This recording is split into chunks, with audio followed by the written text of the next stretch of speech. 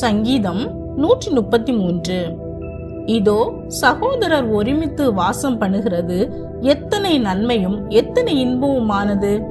அது ஆரோனுடைய சிரசின் மேல் ஊற்றப்பட்டு அவனுடைய தாடியிலே வடிகிறதும் அவனுடைய அங்கிகளின் மேல் இறங்குகிறதுமான நல்ல தைலத்துக்கும் எர்மோன் மேலும் சீயோன் பர்வதங்கள் மேலும் இறங்கும் பனிக்கு ஒப்பா இருக்கிறது.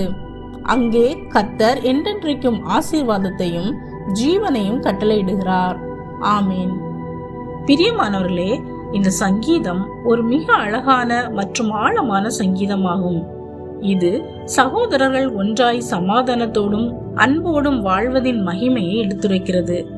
சகோதரர்கள் ஒருமித்து வாசம் பண்ணுகிறது எத்தனை நன்மையும் எத்தனை இன்பமுமானது என்று தொடங்கும் இந்த சங்கீதம் ஒற்றுமையின் ஆசீர்வாதத்தை விளக்குகிறது. இறுதியாக, ஒற்றுமையுடன் சமாதானத்தோடு வாழும் இடத்தில் தேவன் நித்திய ஜீவனை தந்து ஆசீர்வதிக்கிறார் என்று அழகாக கூறுகிறது.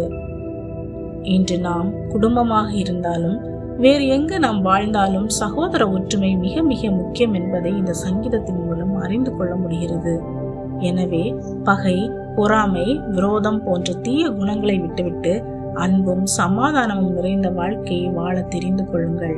அப்படியான வாழ்க்கையில் தேவன் பிரியப்பட்டு என்றென்றைக்கும் உள்ள ஆசீர்வாதத்தினாலும் நித்திய ஜீவனாலும் உங்களை நிரப்புவார். ஆமீன்.